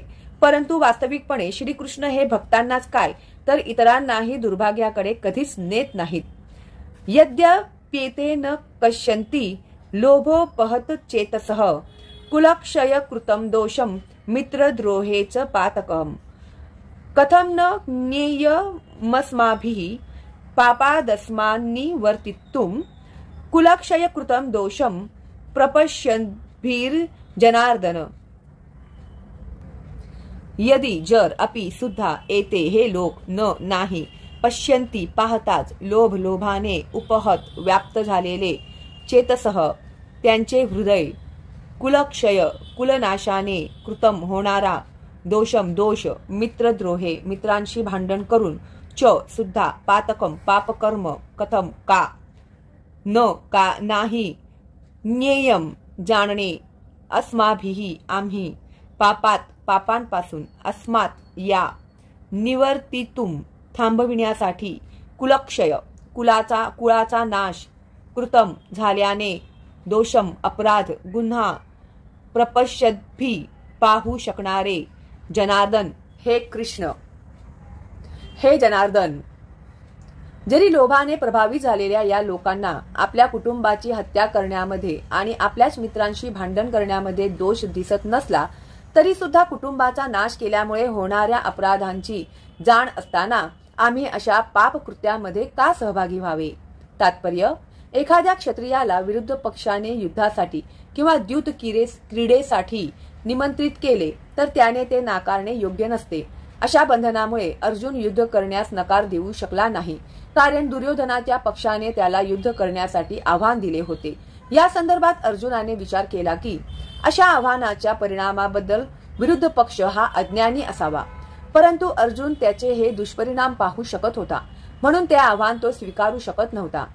बंधनाचा परिणाम जेव्हा चांगला असतो तेव्हा असे बंधन अनिवार्य ठरू शकते, पण अशा बंधनांचा परिणाम जेव्हा अनिष्ट असतो तेव्हा ते अनिवार्य किंवा बंधनकारक ठरविता येत नाही. या सर्व गोष्टींचा सारासार विचार करूनच अर्जुनाने युद्ध न करण्याचे ठरविले. कुलक्षये प्रणश्यन्ति कुलधर्माः सनातनाः धर्मे नष्टे कुलम कुत्स्न मधर्मो भिभवत्युत. कुलक्षये कुळाचा नाश होण्यामुळे प्रणश्यन्ति नष्ट होतात कुलधर्माः कुलधर्म वंश परंपरा सनातनाः शाश्वत धर्म नष्टे नष्ट झाल्यावर कुलम कुळाचे कृत्स्नम संपूर्ण सर्व अधर्म अभिभवती बदल होतो उत असे म्हटले जाते. कुळाच्या नाशामुळे शाश्वत वंश परंपरा नष्ट होते आणि यामुळे उर्वरित कुटुंब अधर्म करण्यात गुंतले जाते. तात्पर्य: कुटुंबातील व्यक्तींचे योग्य संवर्धन होऊन त्यांना आध्यात्मिक मूल्याची प्राप्ती होण्यास सहाय्यक अशा धार्मिक परंपरेबद्दलची अनेक तत्वे वर्णाश्रम संस्थेच्या पद्धतीमध्ये सांगण्यात आली आहेत. जन्मापासून ते मृत्यूपर्यंत होणाऱ्या सर्व पवित्र संस्कारांसाठी कुटुंबातील वरिष्ठ व्यक्ती जबाबदार असतात. पण अशा ज्येष्ठ व्यक्तींच्या मृत्यूमुळे कुटुंबातील वंश परंपरागत संस्कार नष्ट होतात.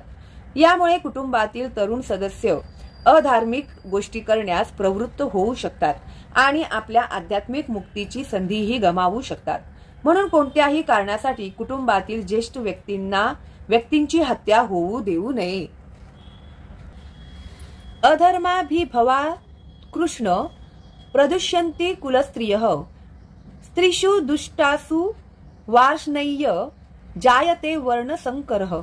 अधर्म अभिभवात प्रबळ झाला असता हे कृष्ण प्रदुष्यन्ति दूषित होतात, बिघडतात. कुलस्त्रियः कुळातील स्त्रिया, स्त्रीषु स्त्री जातीपासून, दुष्टासु अशा रीतीने बिघडलेल्या म्हणजेच वार्ष्णेय हे वृष्णीच्या वंशजा हे श्रीकृष्णा, जायते उत्पन्न होतात, वर्णसंकरः अवांछित प्रजा नको असलेली संतती. हे कृष्ण, कुळामध्ये जेव्हा अधर्माचे प्राबल्य होते तेव्हा कुळातील स्त्रिया दूषित होतात आणि याप्रमाणे स्त्री जातीचे पतन झाल्यामुळे हे वृष्णी वंशजा अवांछित संतती उत्पन्न होते. तात्पर्य: जीवनातील शांती, भरभराट आणि आध्यात्मिक प्रगती यांसाठी समाजातील सभ्य लोकांची संख्या ही मूलभूत आधार आहे. राष्ट्राच्या आणि समस्त लोकांच्या आध्यात्मिक उन्नतीसाठी योग्य आणि चांगल्या लोकांची समाजामध्ये संख्या वाढावी यासाठीच वर्णाश्रम धर्मातील मूळ तत्वांची रचना करण्यात आली आहे. अशी सभ्य संतती स्त्री जातीच्या पावित्र्यावर आणि एकनिष्ठतेवर अवलंबून असते. ज्याप्रमाणे मुले ही वाम मार्गाला लागू शकतात त्याचप्रमाणे स्त्रियांचे अधपतनही सहजपणे घडू शकते. म्हणून लहान मुले, स्त्रिया तसेच या दोघांनाही कुटुंबातील ज्येष्ठ व्यक्तींकडून संरक्षणाची आवश्यकता असते. विविध धार्मिक व्रत वैकल्ये करण्यास मग्न राहिल्यास स्त्रिया व्यभिचाराच्या वाममार्गाकडे जाण्यास प्रवृत्त होणार नाहीत. चाणक्य पंडिताच्या मताप्रमाणे सामान्यतः स्त्रिया फार बुद्धिमान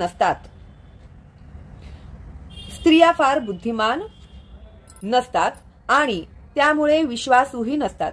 म्हणून वंश परंपरागत विविध धार्मिक कार्यांमध्ये त्यांना सतत व्यस्त ठेवणे आवश्यक असते. या प्रकारे त्यांच्या पावित्र्यामुळे आणि भक्तीमुळे वर्णाश्रम धर्मामध्ये सहभाग घेण्यास पात्र अशा चांगल्या संततीची निर्मिती होईल. अशा वर्णाश्रम धर्माच्या अभावामुळे साहजिकच स्त्रिया पुरुषांबरोबर कार्य करण्यात आणि त्यांच्यामध्ये मिसळण्यास स्वतंत्र बनतात. व्यभिचाराला अशी मोकळीक मिळाली की अनावश्यक लोकसंख्या वाढण्याची शक्यता वाढते. बेजबाबदार व्यक्ती सुद्धा समाजामध्ये व्यभिचाराला उत्तेजन देतात आणि त्यामुळे मनुष्य जातीमध्ये अनावश्यक संततीची बेसुमार वाढ होते आणि युद्ध, महामारीचे संकट बळावते. संकरो नरकायैव कुलज्ञानान् कुलस्य च पतन्ति पितरो ह्येषां लुप्तपिंडोदक क्रियाः. संकरः अति अनावश्यक संतती नरकाय नरक जीवनास कारणीभूत ठरतात. एव निश्चित कुलघ्यानाम कुळाचा घात करणाऱ्यांना, कुलस्य कुळासाठी, च सुद्धा पतंती पतन पावतात, पितरः पितृगण ही खचित, एषाम त्यांचे लुप्त लोप झाल्यामुळे, पिंड किंवा अन्न अर्पण करणे, उदक आणि पाणी, क्रिया अनावश्यक संततीच्या वाढीमुळे कुळ तसेच कुळ परंपरा नष्ट करणाऱ्यांसाठी निश्चितच नरकमय परिस्थिती निर्माण होते. अशा भ्रष्ट कुळातील पूर्वजांचे पतन होते कारण त्यांना अन्न अथवा पिंड आणि जल अर्पणाची क्रिया पूर्णपणे थांबते. तात्पर्य: सकाम कर्माच्या विविध विधिविधानांनुसार कुळातील पूर्वजांना ठराविक वेळी जल आणि पिंडदान करणे आवश्यक असते. विष्णू पूजेने ही अर्पण क्रिया सिद्ध होते कारण श्री विष्णूंना अर्पण केलेला नैवेद्य नंतर प्रसाद म्हणून खाल्ल्याने मनुष्याच्या सर्व प्रकारच्या पापकर्मातून उद्धार होतो. कधी कधी विविध प्रकारच्या पापकर्मामुळे पूर्वज दुःख भोगत असतील आणि कधी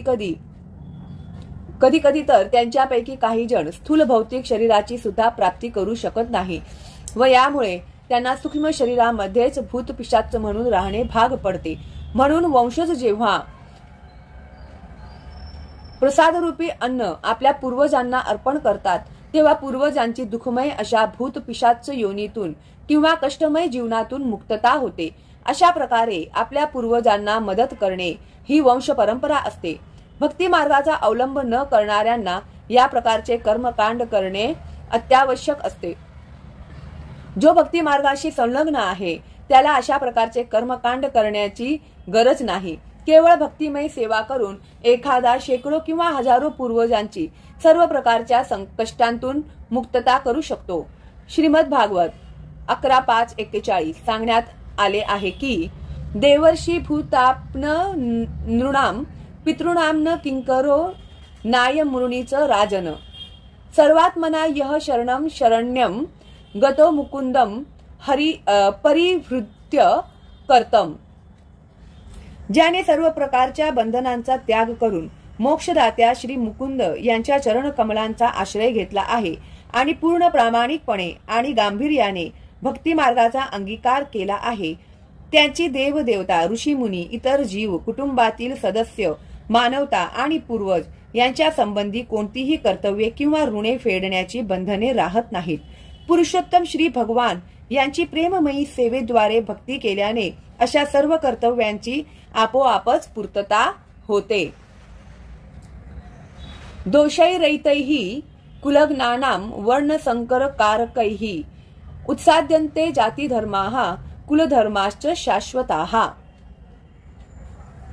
दोषैही अशा दोषांमुळे एतैही या सर्व कुलघ्यानाम कुलघातकी किंवा कुटुंब नष्ट करणारे वर्णसंकर अवांछित संतती कारकैही जी मूळ किंवा कारणीभूत आहेत उत्साद्यन्ते उद्ध्वस्त होतात. जाती धर्माः जाती योजना सामुदायिक योजना कुलधर्माः कुलपरंपरा च सुद्धा शाश्वताः सनातन. वंश परंपरा नष्ट करणाऱ्या आणि या प्रकारे अनावश्यक संतती उत्पन्न करणाऱ्या दुष्ट कृत्यांमुळे सर्व प्रकारच्या सामुदायिक योजना आणि कुटुंब कल्याणाची सर्व कार्ये उद्ध्वस्त होतात. तात्पर्य सनातन धर्म किंवा वर्णाश्रम धर्म संस्थेने मनुष्य अंतिम मोक्षाची प्राप्ती करण्यास समर्थ होऊ शकेल अशा पद्धतीने मानव समाजातील 4 विभागांना अनुसरून सामुदायिक योजना तसेच कुटुंब कल्याणार्थ कार्यांची योग्य रचना करून दिली आहे. म्हणून बेजबाबदार पुढाऱ्यांनी सनातन धर्माच्या परंपरेचा भंग केल्यास समाजामध्ये गोंधळ निर्माण होतो आणि त्याचा परिणाम म्हणजे श्री विष्णूंची प्राप्ती हे जीवनाचे अंतिम ध्येय आहे याचा लोकांना विसर पडतो. अशा पुढाऱ्यांना अंध म्हटले जाते आणि जे लोक अशा नेत्यांचे अनुसरण करतात ते निश्चितपणे गोंधळून जातात. उत्सन्न कुलधर्माणां मनुष्याणां जनार्दन नरके नियतम वासो भवतीत्यनु शुश्रूम. उत्सन्न विनाश झालेल्या कुलधर्माणाम ज्यांना कुलपरंपरा आहे ते मनुष्याणाम अशा मनुष्यांचे जनार्दन हे श्रीकृष्ण नरके नरकात नियतम नित्य नेहमी वासह निवास भवती असे होते इति या प्रकारे अनुशुभश्रुम गुरु शिष्य परंपरेद्वारे मी ऐकले आहे. हे प्रजापालक हे कृष्ण गुरु शिष्य परंपरेद्वारे मी असे ऐकले आहे की कुल परंपरेचा विध्वंस करणारे नरकातच नित्य निवास करतात. तात्पर्य अर्जुनाचा युक्तिवाद त्याच्या वैयक्तिक अनुभवावर नव्हे तर त्याने आचार्याकडून जे ऐकले होते त्यावर आधारित होता. वास्तविक ज्ञान प्राप्तीचा हाच मार्ग आहे. अशा ज्ञानात प्रथमपासूनच स्थित झालेल्या योग्य व्यक्तीच्या मदतीशिवाय वास्तविक ज्ञानाच्या अंतिम ध्येयाकडे पोहोचता येत नाही. वर्णाश्रम संस्थेतील एका पद्धतीनुसार मनुष्याला मृत्यूपूर्वी आपल्या पापकर्माचे प्रायश्चित करण्यासाठी विशिष्ट विधी करावा लागतो. जो नेहमी पापकर्मच करण्यात गुंतला आहे त्याने या प्रायश्चित विधीचा उपयोग करून घेतलाच पाहिजे. असे न केल्यास त्या व्यक्तीला पापकर्माचे फळ म्हणून दुःखमय कष्टमय जीवन भोगण्यासाठी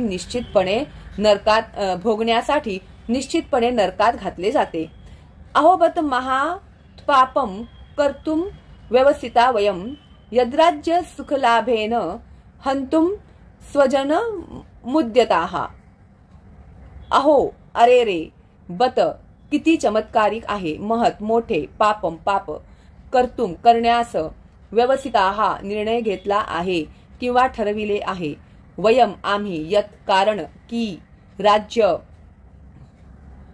सुखलोभेन राज्य सुखाच्या लोभाने उद्युक्त झाल्यामुळे हंतुम हत्या करण्यासाठी स्वजनम नातलगांना उद्यताः तयार झालो आहोत। अरे रे आम्ही भयंकर पाप करण्यास तयार झालो आहोत। हे किती चमत्कारिक आहे। राज्य सुख भोगण्याच्या लोभाने उद्युक्त झाल्यामुळे आम्ही आमच्या नातलगांनाही मारण्यास तयार झालो आहोत। तात्पर्य स्वार्थी हेतूने प्रेरित झाल्यामुळे मनुष्य आपल्या स्वतःच्या बंधूंची पित्याची अथवा मातेचीही हत्या करण्या इतके पाप कर्म करण्यास प्रवृत्त होऊ शकतो।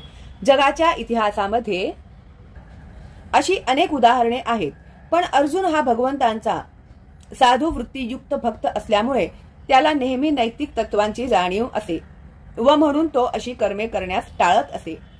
यदि माम प्रतिकारमशस्त्रम शस्त्र पाणयः धातराष्ट्र रणे हन्युस्मन्मे क्षेमतरम भवेत।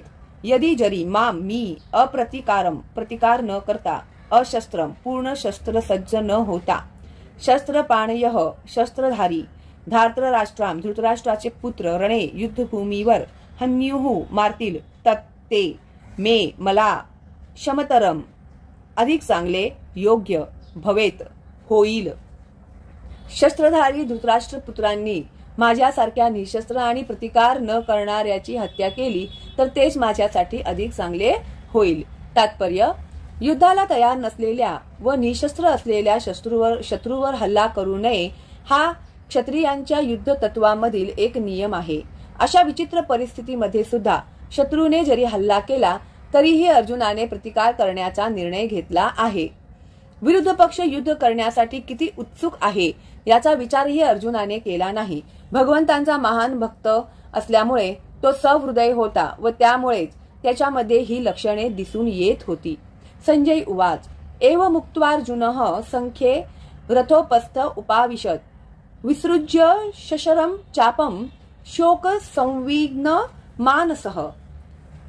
संजय उवाच संजय म्हणाला एवं याप्रमाणे उक्त्वा बोलून अर्जुन संख्ये रणभूमीवर रथात उपस्थे आसनावर उपाविशत खाली बसला विसृज्य बाजूला ठेवून सशरम बाणांसहित चापम धनुष्य शोकाने संविघ्न पीडित उद्विग शोकाकुल मानसः मनामध्ये। संजय म्हणाला रणभूमीवर याप्रमाणे बोलून झाल्यानंतर अर्जुनाने आपले धनुष्य बाण बाजूला टाकले आणि मनामध्ये अत्यंत शोकाकुल होऊन रथामध्ये खाली बसला। तात्पर्य आपल्या शत्रूच्या व्यूहरचनेचे अवलोकन करताना अर्जुन रथामध्ये उभा होता, पण तो शोकाने इतका व्याकुळ झाला की आपले धनुष्यबाण बाजूला ठेवून तो पुन्हा खाली बसला। श्रीमद भक्तीमधील अशी दयाशील आणि सहृदय व्यक्ती आत्मज्ञान प्राप्त करण्यास सर्व प्रकारे योग्य आहे। या प्रकारे भगवद्गीतेचा अर्जुन विषाद योग या पहिल्या अध्यायावरील भक्ती वेदांत भाष्य संपन्न झालेला आहे। हरे कृष्ण कृष्ण कृष्ण हरे हरे, हरे राम राम राम हरे हरे।